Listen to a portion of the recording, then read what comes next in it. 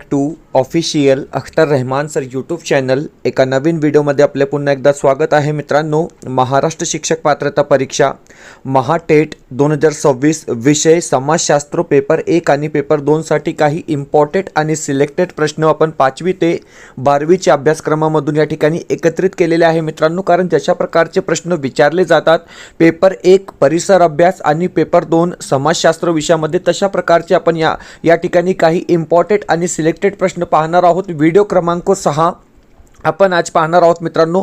यापूर्वी आपण already 5 video upload केलेले आहे आणि 2 प्रश्नपत्रिका अपलोड केलेले आहेत, ते तुम्ही आमच्या चॅनलला प्लेलिस्टमध्ये जाऊन पाहू शकतात। तर चला व्हिडिओ सुरू करूया। व्हिडिओ सुरू करण्या अगोदर आपण जर आमच्या चॅनलवर नवीन असाल तर चॅनलला सबस्क्राइब करा, साईडचे जे बेल नोटिफिकेशन आहे त्याला देखील ऑन करा, जेणेकरून आपल्याला अशाच प्रकारचे व्हिडिओ वेळेवर पाहायला मिळेल। डिस्क्रिप्शनमध्ये आमच्या टेलिग्राम आणि व्हॉट्सअप चॅनलची लिंक सुद्धा दिलेली आहे, तिथे जाऊन आपण आमच्या टेलिग्राम आणि व्हॉट्सअप चॅनलला सुद्धा जॉईन करू शकतात। आणि जर तुम्हाला आमच्या चॅनलची मेंबरशिप हवी असेल तर फक्त जॉईन बटनला जॉईन करून आपण ही मेंबरशिप घेऊ शकतात मित्रांनो। 250 व्हिडिओ तुम्हाला या ठिकाणी फ्रीमध्ये पाहायला मिळणार आहे।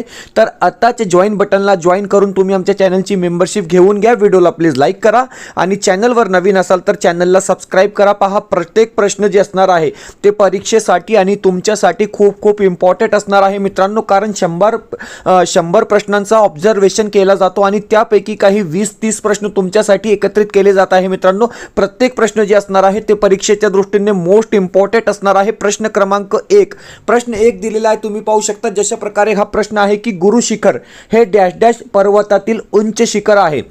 आता हे बघा मित्रांनो, आपल्याला 4 ऑप्शन्स दिलेले आहे आणि खूप इम्पॉर्टंट हा प्रश्न आहे। विंध्य पर्वत, सातपुडा पर्वत, अरवली पर्वत किंवा हिमालय पर्वत, अशा प्रकारे आपल्याला 4 ऑप्शन्स दिलेले आहे आणि प्रश्न विचारलेला आहे की गुरु शिखर हे डॅश डॅश पर्वतातील सर्वात उंच शिखर आहे। ऑप्शन जे 3 असेल, ऑप्शन जे 3 दिलेला आहे अरवली पर्वत, या ठिकाणी आपला बरोबर उत्तर असणार आहे। कारण की गुरु शिखर हे अरवली पर्वतातील सर्वात उंच शिखर असणार आहे। म्हणजे ऑप्शन जे 3 असेल, पर्याय जे 3 दिलेला आहे ते आपला योग्य उत्तर राहणार आहे मित्रांनो। इम्पॉर्टंट माहिती या ठिकाणी दिलेली आहे, तुम्ही पाहू शकता। जशा प्रकारे इन्फॉर्मेशन दिलेली आहे की गुरु शिखर हे अरवली पर्वतातील सर्वोच्च शिखर आहे। स्थान हे शिखर राजस्थानमधील सिरोही जिल्ह्यात माउंट अबू जवळ स्थित आहे। लक्षात ठेवा, उंची गुरु शिखराची उंची मीटर फूट आहे, म्हणजे या ठिकाणी काहीतरी मिस झालेला आहे। ओके, आणि महत्त्वाची गोष्ट हे आहे की हे अरवली पर्वत रांगेतील आणि राजस्थानमधील सर्वात उंच ठिकाण आहे।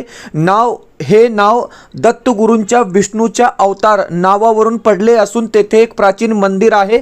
अशा प्रकारे संपूर्ण इन्फॉर्मेशन अरवली पर्वतासंदर्भात, गुरु शिखर संदर्भात या ठिकाणी देण्यात आलेली आहे। पुढचा जे प्रश्न आहे प्रश्न 2। आता हे बघा, दुसरा जे प्रश्न आहे ते अशा प्रकारे विचारलेला आहे की भारतीय पठारावरील डॅश डॅश पश्चिम वाहिनी नदी आहे। आता हे बघा मित्रांनो, भारतीय पठारावरील पश्चिम वाहिनी नदी कोणती, अशा प्रकारे हा प्रश्न आहे। वन लाइनर क्वेश्चन आपल्याला परिसर अभ्यास आणि समाजशास्त्र विषयामध्ये विचारले जातात मित्रांनो। लहान लहान प्रश्न असतात। 4 ऑप्शन्स दिलेले आहे, नर्मदा, कृष्णा, साबरमती किंवा कावेरी, अशा प्रकारे आपल्याला 4 ऑप्शन्स दिलेले आहे। आणि भारतीय पठारावरील पश्चिम वाहिनी नदी कोणती, अशा प्रकारे हा प्रश्न आहे।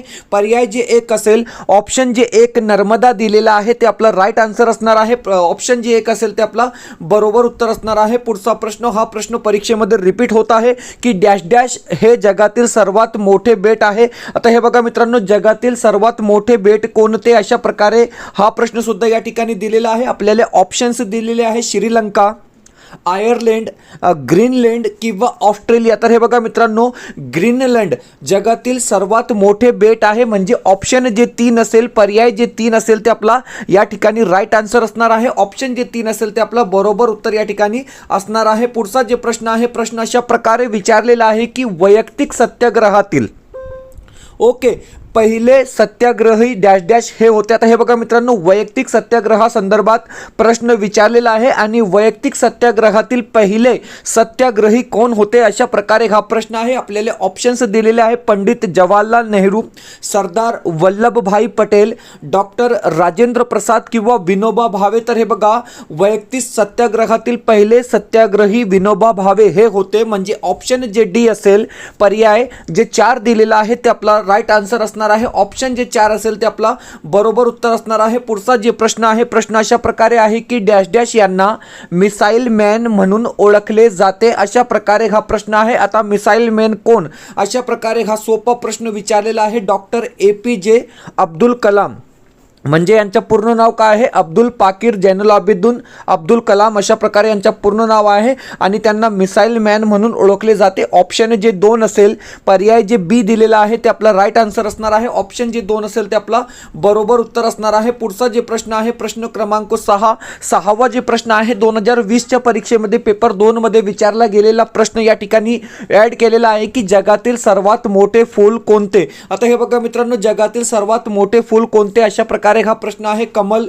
रॅप्लेशिया, ॲस्टर किंवा सूर्यफूल, अशा प्रकारे आपल्याला 4 ऑप्शन्स दिलेले आहे. आणि मोठे फूल म्हणजे जगातील सर्वात मोठे फूल कोणते, अशा प्रकारे हा प्रश्न आहे. रॅप्लेशिया आपला या ठिकाणी योग्य उत्तर असणार आहे. म्हणजे पर्याय जे 2 दिलेला आहे, ऑप्शन जे 2 दिलेला आहे ते आपला बरोबर उत्तर राहणार आहे. पुढचा जे प्रश्न आहे, मोस्ट इम्पॉर्टंट हा प्रश्न आहे मित्रांनो. 3 वेळा हा प्रश्न परीक्षेमध्ये विचारला गेलेला आहे. म्हणजे प्रत्येक प्रश्न जे या ठिकाणी ॲड केलेले आहे ते खूप इम्पॉर्टंट प्रश्न असणार आहे. 5 अंश उत्तर व 5 अंश दक्षिण अक्षरवृत्त दरम्यान डॅश डॅश दाबाचा पट्टा निर्माण होतो, तयार होतो. अशा प्रकारे हा प्रश्न आहे. आपल्याला 4 ऑप्शन्स दिलेले आहे. विषुववृत्तीय कमी दाबाचा पट्टा, ध्रुवीय जास्त दाबाचा पट्टा, उपध्रुवीय कमी दाबाचा पट्टा किंवा मध्य अक्षरवृत्तीय जास्त दाबाचा पट्टा. अशा प्रकारे आपल्याला 4 ऑप्शन्स दिलेले आहे. 5 उत्तर आणि 5 अंश दक्षिण अक्षरवृत्त दरम्यान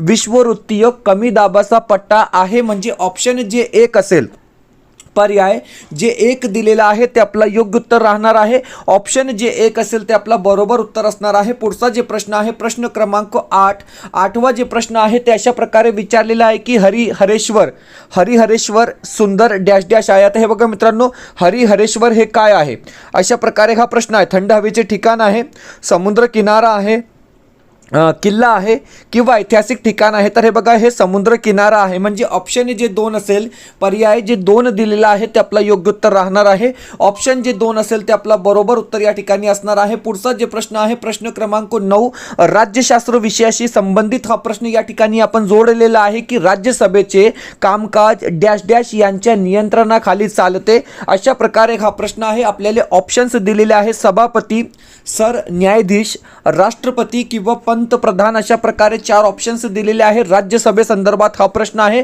आणि राज्यसभेचे जे कामकाज आहे मित्रांनो ते सभापती यांच्या नियंत्रणाखाली चालते. म्हणजे ऑप्शन जे 1 असेल, पर्याय जे 1 दिलेला आहे ते आपला बरोबर उत्तर राहणार आहे. ऑप्शन जे 1 असेल ते आपला योग्य उत्तर असणार आहे. पुढचा जे प्रश्न आहे, हा प्रश्न सुद्धा इम्पॉर्टंट आहे मित्रांनो, कारण सतत परीक्षेमध्ये हे प्रश्न विचारले जात आहे. प्रश्न विचारलेला आहे की पृथ्वी पृष्ठालगत असणारा वातावरणाचा थर कोणता, अशा प्रकारे हा प्रश्न आहे. तर हे बघा, म्हणजे वातावरणाचा पहिला थर कोणता, अशा प्रकारे हा प्रश्न आहे. कारण प्रश्न विचारलेला आहे की पृथ्वी पृष्ठालगत असणारा वातावरणाचा थर कोणता, स्थितांबर, तापांबर, मध्यांबर किंवा अयानांबर. अशा प्रकारे आपल्याला 4 ऑप्शन्स दिलेले आहेत. तर हे बघा मित्रांनो, तापांबर आपलं या ठिकाणी काय असणार आहे, बरोबर उत्तर असणार आहे. म्हणजे ऑप्शन जे 2 दिलेला आहे, पर्याय जे 2 दिलेला आहे ते आपलं योग्य उत्तर असणार आहे. मित्रांनो, व्हिडिओ आवडत असेल तर प्लीज व्हिडिओला लाईक करा. आपण जर आमच्या चॅनलवर नवीन असाल तर चॅनलला सबस्क्राईब करा. डिस्क्रिप्शनमध्ये आमचं टेलिग्राम आणि व्हॉट्सअप चॅनलची लिंक सुद्धा दिलेली आहे. तिथे जाऊन आपण आमच्या टेलीग्राम आणि व्हाट्सअप चैनल सुद्धा ज्वाइन करू शकतात. और दोस्तों, अगर आपको हमारे चैनल की मेंबरशिप हासिल करनी है तो सिर्फ ज्वाइन बटन को ज्वाइन कर क्या है आप हमारे चैनल की मेंबरशिप हासिल कर लेंगे, जिससे आपको क्या है महाराष्ट्र शिक्षक पात्रता परीक्षा महाटेट 2026 के लिए करीब 250 वीडियो बिल्कुल फ्री में सभी सब्जेक्ट के लिए देखने के लिए मिलेंगे दोस्तों. तो अभी ज्वाइन बटन को ज्वाइन कर क्या है आप हमारे चैनल की मेंबरशिप हासिल कर लेंगे, क्योंकि यहाँ से आपको शिक्षक पात्रता परीक्षा के लिए टोटली गाइडेंस किया जाएगा दोस्तों. और 250 वीडियो आपको यहाँ पर बिल्कुल फ्री में देखने के लिए मिलेंगे. तर व्हिडिओला प्लीज लाईक करा आणि चॅनलवर नवीन असाल तर चॅनलला सबस्क्राईब करा. पाहूया प्रश्न क्रमांक 11. आता पुढचा जे प्रश्न आहे, प्रश्न अशा प्रकारे आहे, म्हणजे 5वी ते 12वीच्या पुस्तकातून काही इम्पॉर्टंट प्रश्न आपण या ठिकाणी घेतलेले आहेत मित्रांनो. तर हे बघा, द डिसेंट ऑफ मॅन हा ग्रंथ खालीलपैकी कोणी लिहिला, अशा प्रकारे हा प्रश्न आहे. आपल्याला 4 ऑप्शन्स दिलेले आहे.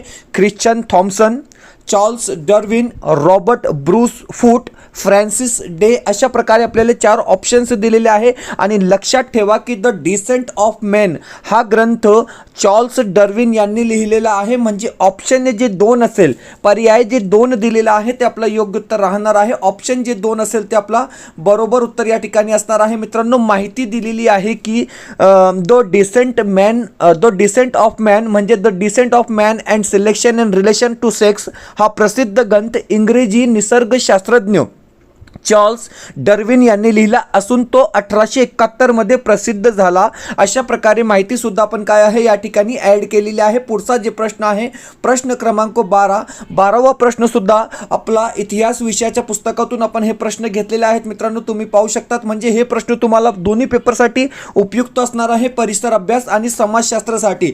प्रश्न काय आहे, प्रश्न तुम्ही पाहू शकतात. प्रश्न विचारलेला आहे की होमो हॅबिलिस म्हणजे कुशल मानव. लक्षात ठेवा, कुशल मानव म्हणजे काय तर होमो हॅबिलिस या मानवाच्या उत्क्रांतीच्या टप्प्याचा शोध कोणी लावला, अशा प्रकारे हा प्रश्न आहे. आपल्याला या ठिकाणी सुद्धा 4 ऑप्शन्स दिलेले आहे. लुई लुकी, विलार्ड लिबी, चार्ल्स डार्विन किंवा थॉम्सन, अशा प्रकारे 4 ऑप्शन्स दिलेले आहे. आता कुशल मानव म्हणजे काय तर होमो हॅबिलिस या मानवाच्या उत्क्रांतीच्या टप्प्याचा शोध कोणी लावला, तर लुई लुकी. म्हणजे ऑप्शन जे 1 असेल, पर्याय जे 1 दिलेला आहे ते आपला बरोबर उत्तर राहणार आहे. ऑप्शन जे 1 असेल ते आपला राईट आन्सर असणार आहे. मित्रांनो, जवळपास टोटल इन्फॉर्मेशन आपण या ठिकाणी या प्रश्नासंदर्भात ॲड केलेली आहे की लुई लुकी यांनी 1960च्या सुमारास टांझेनियामधील ओल्डुआई गार्ज येथे या मानवाचे अवशेष शोधले. पॉईंट नंबर 1 झाला. त्यानंतर पॉईंट नंबर 2 काय दिलेला आहे बघा.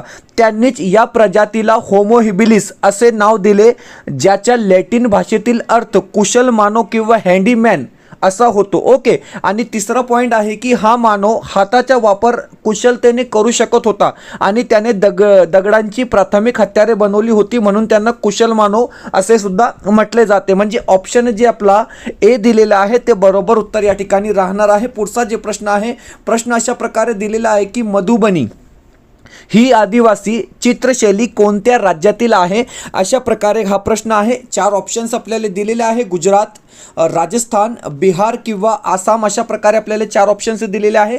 आणि प्रश्न आहे की मधुबनी ही आदिवासी चित्रशैली कोणत्या राज्यातील आहे, तर ऑप्शन जे 3 असेल, ऑप्शन जे सी दिलेला आहे बिहार आपला या ठिकाणी बरोबर उत्तर राहणार आहे. ऑप्शन जे 3 असेल ते आपला योग्य उत्तर या ठिकाणी असणार आहे. माहिती दिलेली आहे की मधुबनी ही चित्रकला शैली बिहार या राज्यातील आहे.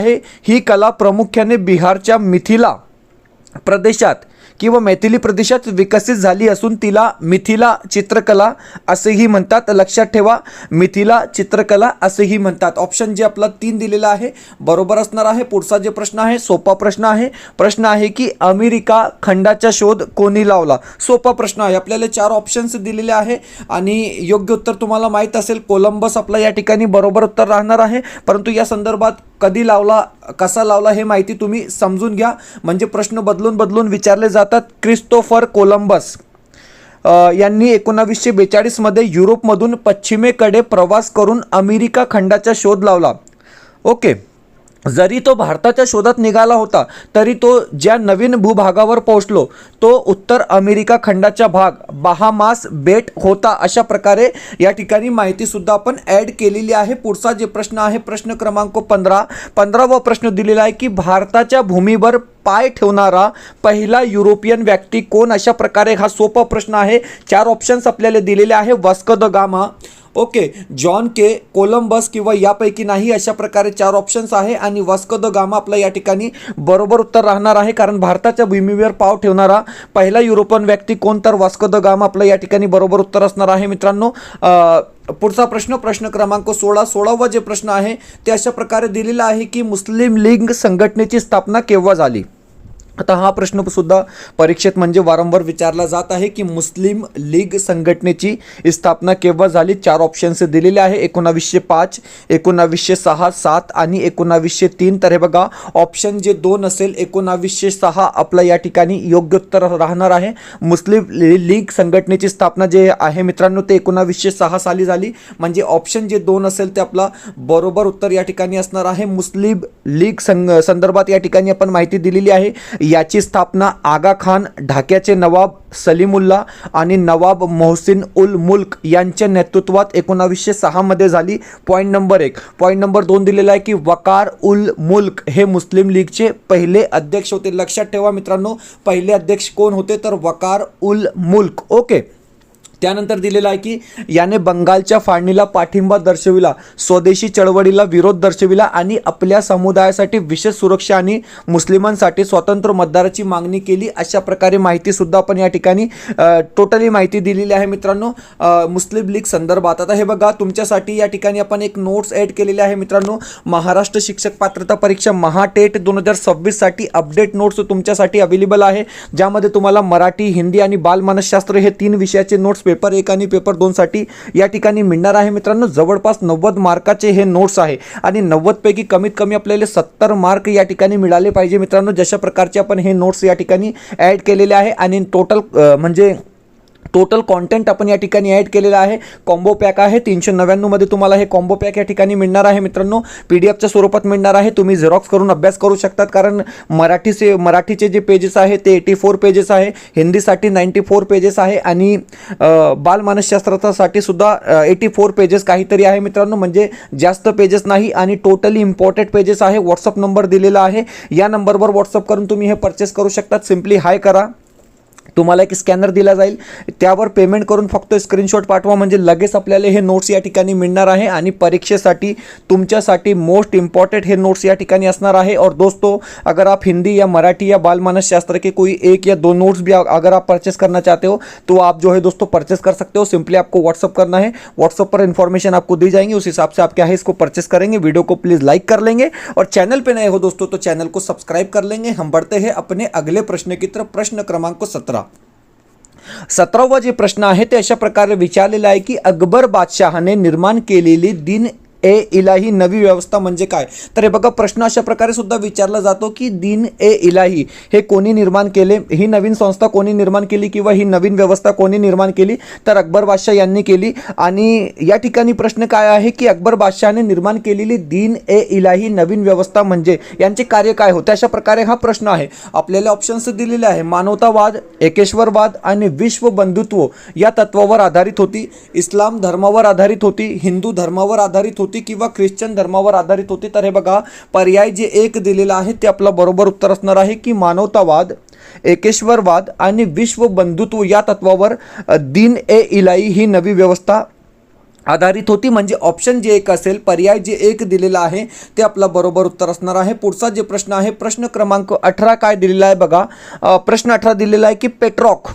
ओके, प्रश्न 18 दिलेला आहे की पेट्रॉक, बेकोशियो, मॅकियावेली हे डॅश डॅश या देशाचे साहित्यिक होते. अशा प्रकारे हा प्रश्न आहे. 4 ऑप्शन्स दिलेले आहे, इंग्लंड, फ्रान्स, इटली आणि जर्मनी. अशा प्रकारे आपल्याला 4 ऑप्शन्स दिलेले आहे आणि इटली आपला या ठिकाणी बरोबर उत्तर राहणार आहे. म्हणजे ऑप्शन जे 3 असेल, पर्याय जे 3 दिलेला आहे ते आपला राईट आन्सर या ठिकाणी राहणार आहे. पुढचा जे प्रश्न आहे ते अशा प्रकारे आहे की PTI, ओके, UNI, समाचार भारती, हिंदुस्तान समाचार हे डॅश डॅश आहेत. अशा प्रकारे या ठिकाणी प्रश्न विचारलेला आहे. आपल्याला ऑप्शन्स दिलेले आहे. वृत्तसंस्था आहे, वृत्तपत्रे आहे, वृत्तवाहिन्या आहे किंवा रेडिओ स्टेशन्स आहे. तर हे बघा, PTI, UNI, समाचार भारती, हिंदुस्तान समाचार हे सगळे काय आहे, वृत्तसंस्था आहे. म्हणजे ऑप्शन जे 1 असेल, पर्याय जे 1 दिलेला आहे ते आपला बरोबर उत्तर राहणार आहे. ऑप्शन जे 1 असेल मित्रांनो ते आपला राईट आन्सर असणार आहे. पुढचा जे प्रश्न आहे, प्रश्न विचारलेला आहे की इटलीचे राजधानीचे शहर कोणते. आता हे बघा मित्रांनो, हा प्रीवियस इयर के प्रश्न आहे. म्हणजे 2020 मध्ये हा प्रश्न विचारला गेला होता की इटलीचे राजधानीचे शहर कोणते, तर रोम इटलीचे राजधानीचे शहर या ठिकाणी असणार आहे.